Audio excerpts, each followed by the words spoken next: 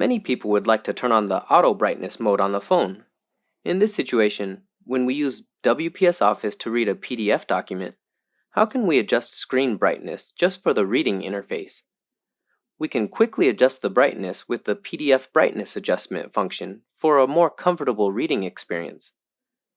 This function only changes the brightness of the reading interface rather than that of other applications on your phone. For example, when reading this document, we can get into the Tool tab and View.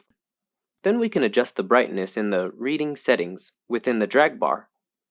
If you're reading in a dark environment, the night mode allows you to read more comfortably, which gives you eye care. The brightness settings made in WPS will not change the brightness of other applications. That is to say, when you exit the document, the brightness will return to the same as that previously.